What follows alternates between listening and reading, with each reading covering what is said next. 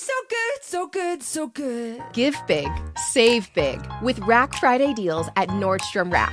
For a limited time, take an extra 40% off on red tag clearance for total savings up to 75% off. Save on gifts for everyone on your list from brands like Vince, Cole Haan, Sam Edelman, and more. All sales final and restrictions apply. The best stuff goes fast, so bring your gift list and your wish list to your nearest Nordstrom Rack today. This holiday, Verizon is helping you bundle up incredible gifts and savings. You'll get the latest phone with a new line on My Plan and a brand new smartwatch and tablet. No trade-in needed, even on our lowest price plan. That's 2 gifts for your family and 1 for you. Or 2 for you and 1 for someone else. Or 3 gifts for you and only you. Either way, you save big on 3 amazing gifts at Verizon. All on the best 5G network. Visit Verizon today. Rankings based on Root Metric Root Score report dated 1/8/2025. Your results may vary. Service plan required for watch and tablet. Additional terms apply. The longer you stay alive, the longer you can enjoy Boost Mobile's unlimited plan with a price that never goes up. So here are some tips. Do not parallel park on a cliff if you want to enjoy an unlimited plan with a price that never goes up. Do not mistake a wasp nest for a piñata if you want to enjoy an unlimited plan with a price that never goes up. Do not microwave a hard-boiled egg if you want to enjoy an unlimited plan with the price that never goes up. Stay alive and enjoy unlimited wireless for $25 a month forever with Boost Mobile. After 30 gigs, customers may experience lower speeds. Customers will pay $25 a month as long as they remain active on the Boost Mobile Unlimited plan. So good, so good, so good. Score holiday gifts everyone wants for way less at your Nordstrom Rack store. Save on UGG, Nike, Rag & Bone, Vince, Frame, Kurt Geiger London, and more. Because there's always something new. I'm giving all the gifts this year with that extra 5% off when I use my Nordstrom credit card. Santa who? Join the Nordy Club at Nordstrom Rack to unlock our best deals. It's easy. Big gifts, big perks. That's why you rack. Hi, it's Paige DeSorbo from Giggly Squad. You ever stand in front of your closet and just say, I have nothing to wear, while you're literally surrounded by clothes? Because same. So I started listing pieces I'm over on Depop. And honestly, it's been amazing. You can sell what you're done with, and someone out there will love it. And the best part about it is there's no seller fee. So the money you make actually stays in your pocket, which feels very chic. It's also insanely easy. I listed something while watching TV, and it sold before the episode even ended. So download the Depop app and list your first item today, because your old outfit could be someone else's new favorite. Depop, where taste recognizes taste. Payment processing fees, boosting fees still apply. For more info, visit Depop.com.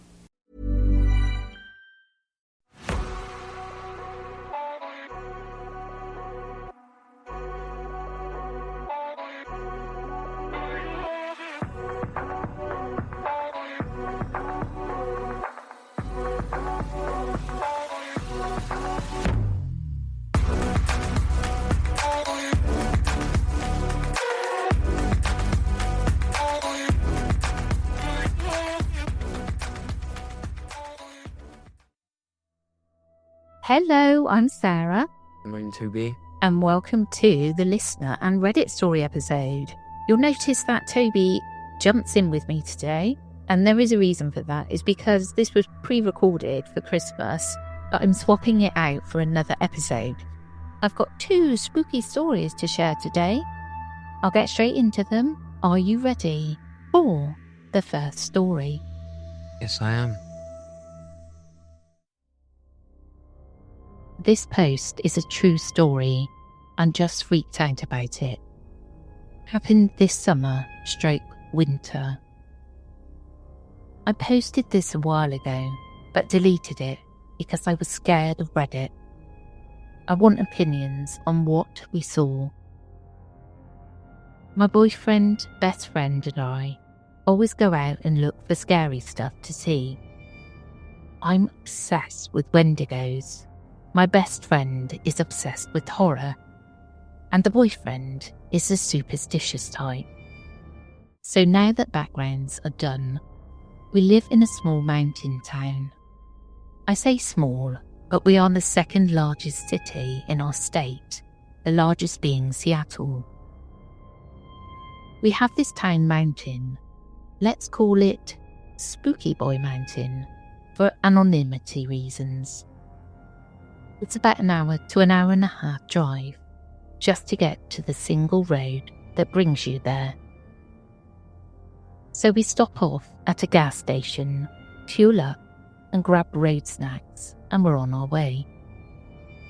We get to this road with no incident besides our radio cutting out, and our phone's not working for a mile stretch.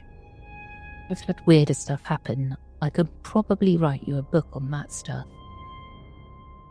The road is one way in, one way out. On our way in, this white truck starts to follow our car, and we get kind of freaked out. But it passes us and continues going up the mountain. It's creepy, it's quiet. The trees hang over the sky, and all around we are getting bad vibes. We have no music downloaded, so we are trying to make jokes and lighten the mood, considering it's pitch black outside. Even the houses that are up there have no lights on. We get to this one house that has bottles tied to trees. If you didn't know, it's an old trick to ward off evil. They also have a cross with deer antlers stuck to it, and what looks like blood. Could have been paint, because it was bright, and on the occasions blood does dry, it turns almost black. Find it creeped out. We keep driving, eventually getting to the top. Now the top of the mountain has a cafe and a place to walk around, as it doubles as a national park.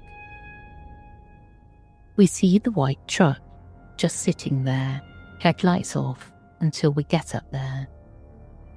Being like anyone else, we quickly turned around and sped off. It took us about 45 minutes to get up the mountain, and we got a quarter way down in about 5 minutes.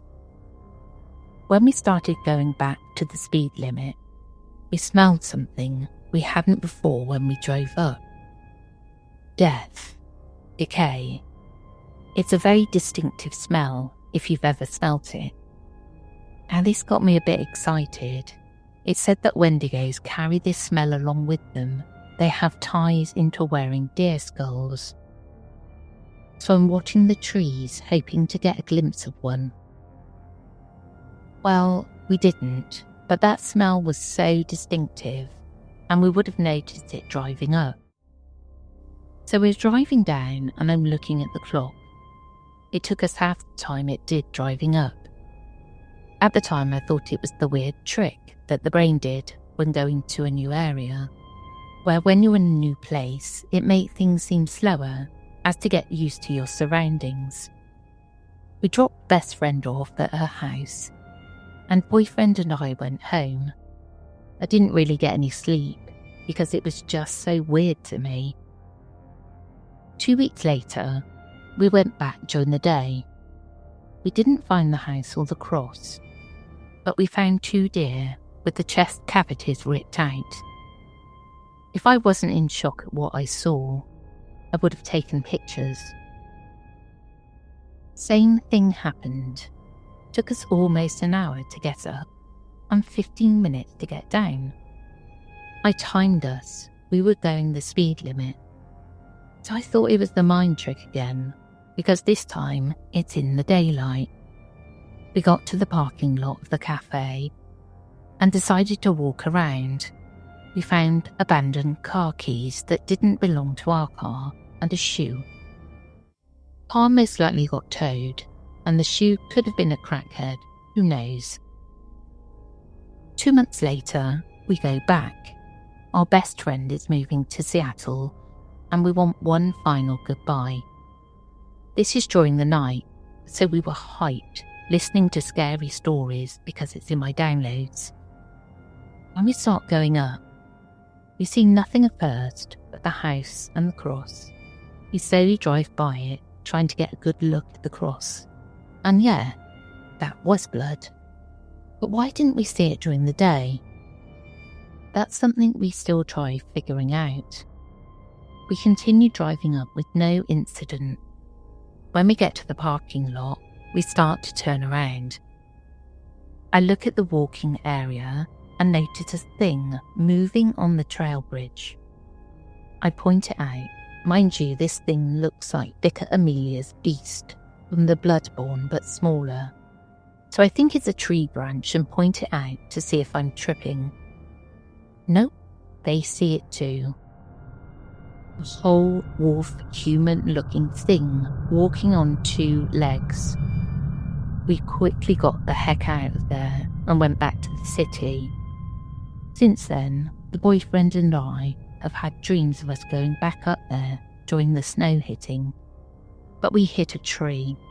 We had this dream the same night. I only mentioned it to him after he said something.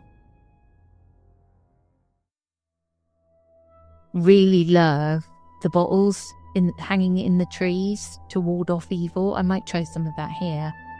Yeah, maybe they trap them in it. Like witch bottles.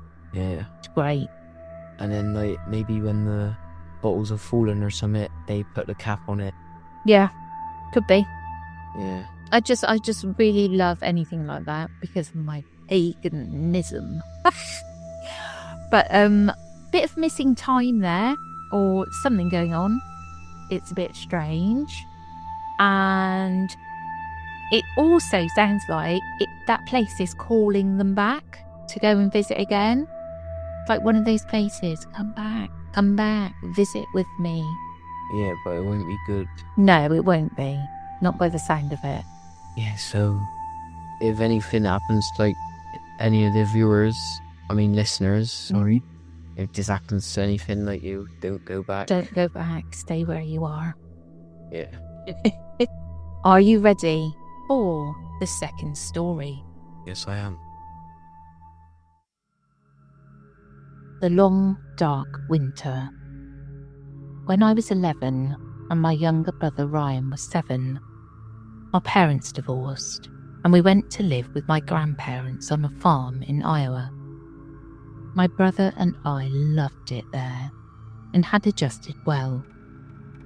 I was the class clown and my brother and I had a blast exploring the farm and spending time with our friends.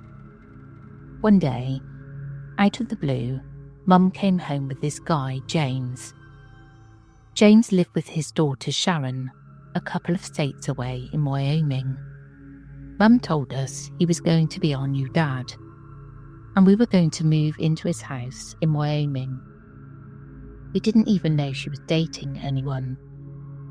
Within a week, she pulled us from school, and we were living in James's house with his daughter Sharon, who was 17. James also had a 15-year-old son, Matt, who had run away from home. I got Matt's room in the basement. My brother was in the basement room across from me, while everyone else was upstairs. When Sharon took us to our new bedrooms in the basement, the entrance room at the basement landing had all these naked dolls piled up in the corner. My brother Ryan and I were like, what are these? Sharon said her brother Matt used to take her dolls and torture them. They were all naked, with some arm or legs missing. Even some had burn marks on them.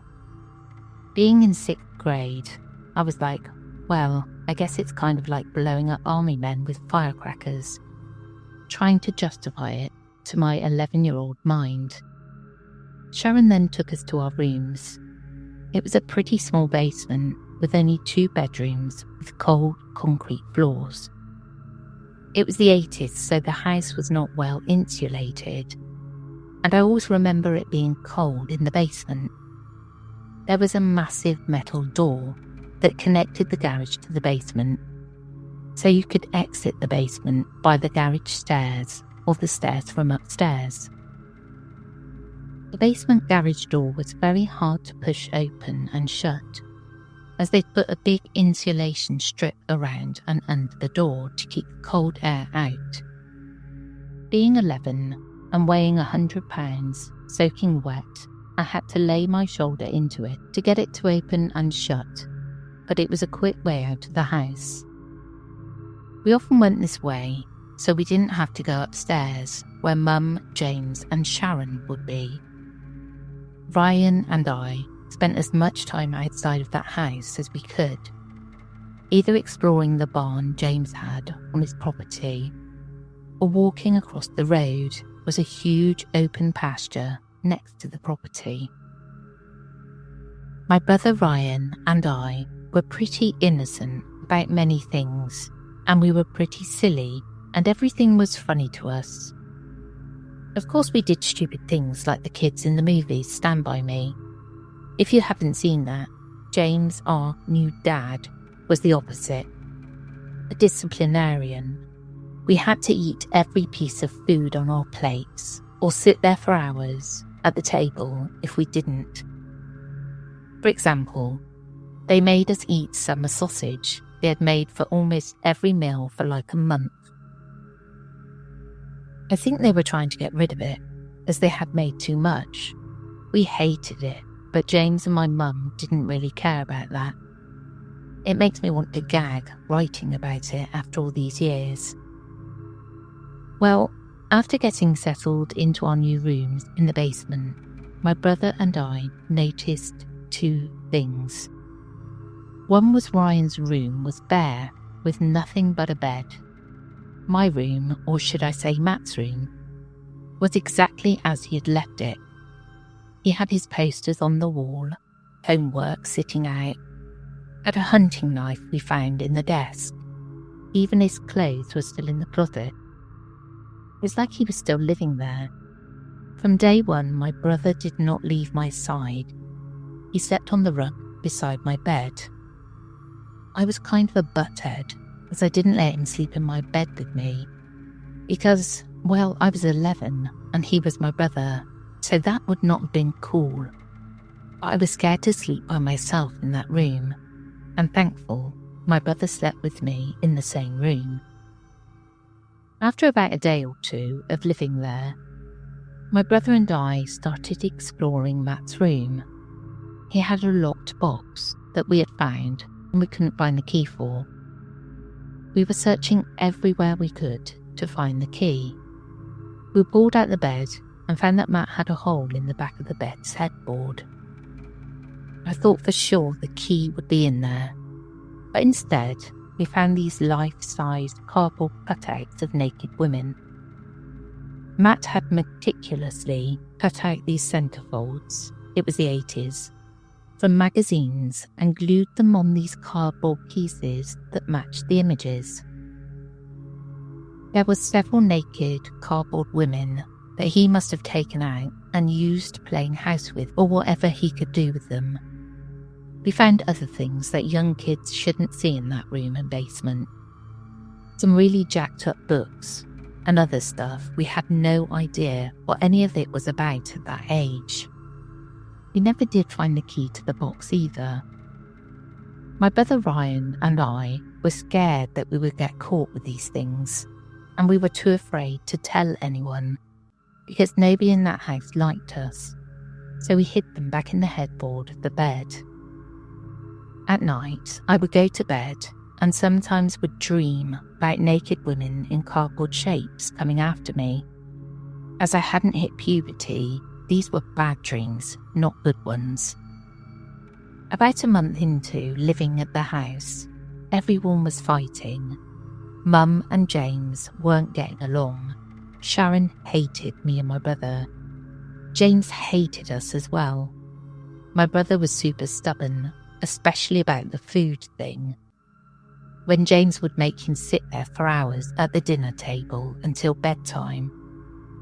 We felt like we had won a victory over James because Ryan would hold out so long without eating the sausage. But then James found our weak spot. He found out Ryan and I slept in the same room at night and started making Ryan sleep in his own bedroom. Once we were separated into sleeping by ourselves, I felt scared and lonely. Ryan was worse. He had nightmares about Matt coming to kill him.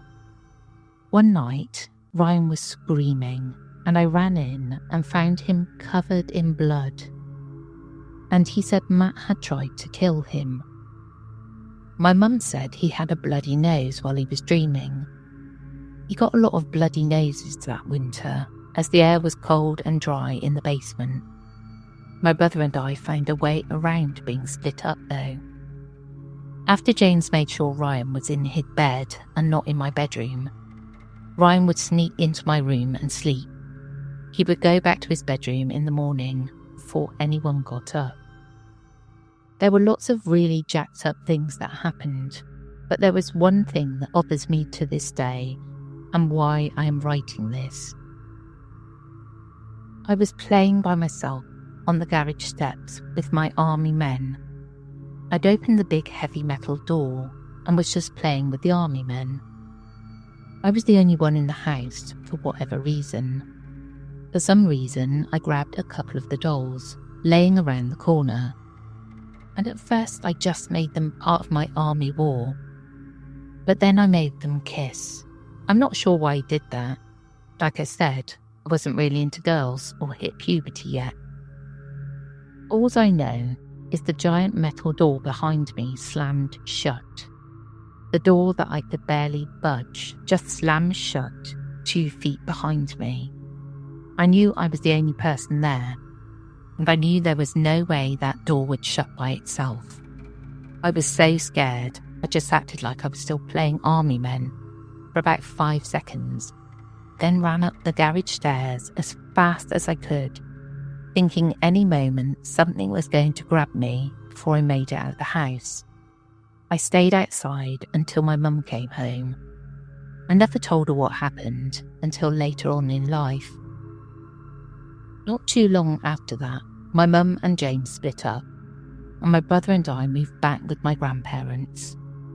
That's when my mum told me some other things, like Matt had actually committed suicide and not run away. She had to explain what suicide was to me. He'd hanged himself in the barn my brother and I played in. Thanks for the heads up after the fact, Mum. I believe in good and evil in this world. That house and environment was evil. I'd never seen any ghosts or aliens or anything like that.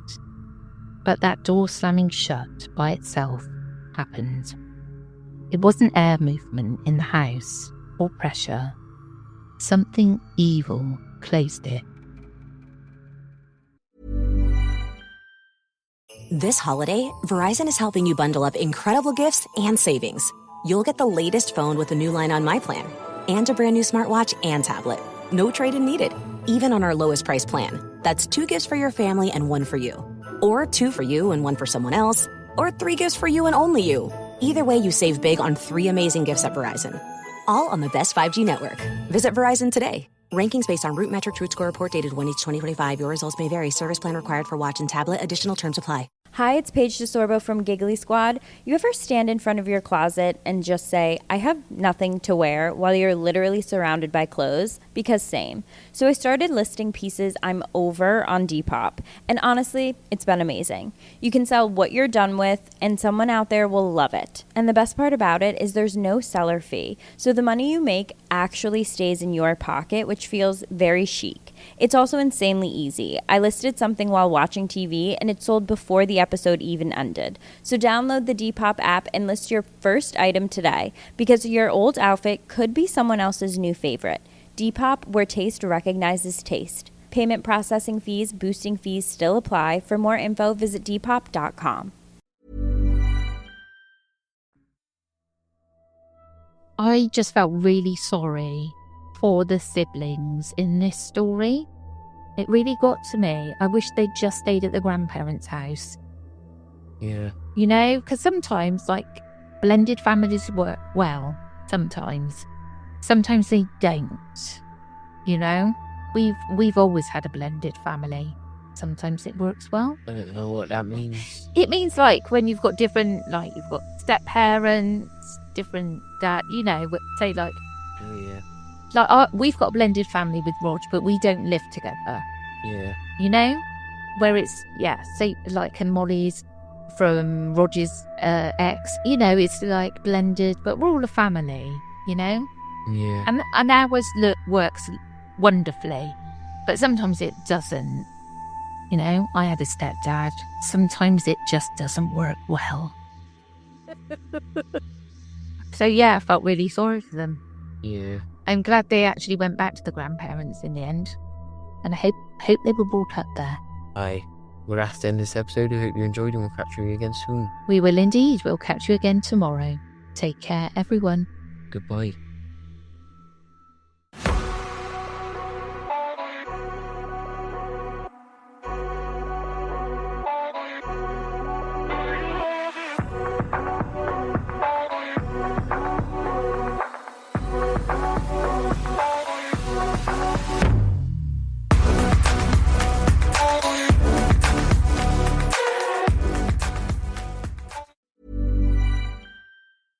This holiday, Verizon is helping you bundle up incredible gifts and savings.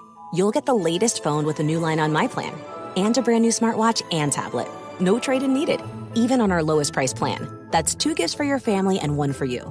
Or 2 for you and 1 for someone else. Or 3 gifts for you and only you. Either way, you save big on 3 amazing gifts at Verizon. All on the best 5G network. Visit Verizon today. Rankings based on Root Metric Truth Score report dated 1/2025. Your results may vary. Service plan required for watch and tablet. Additional terms apply. So good, so good, so good. Give big, save big with Rack Friday deals at Nordstrom Rack.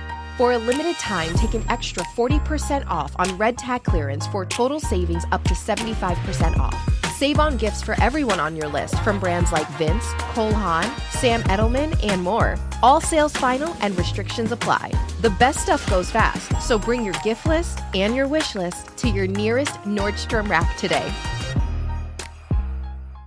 Hi, it's Paige DeSorbo from Giggly Squad. You ever stand in front of your closet and just say, I have nothing to wear, while you're literally surrounded by clothes? Because same. So I started listing pieces I'm over on Depop. And honestly, it's been amazing. You can sell what you're done with, and someone out there will love it. And the best part about it is there's no seller fee. So the money you make actually stays in your pocket, which feels very chic. It's also insanely easy. I listed something while watching TV, and it sold before the episode even ended. So download the Depop app and list your first item today, because your old outfit could be someone else's new favorite.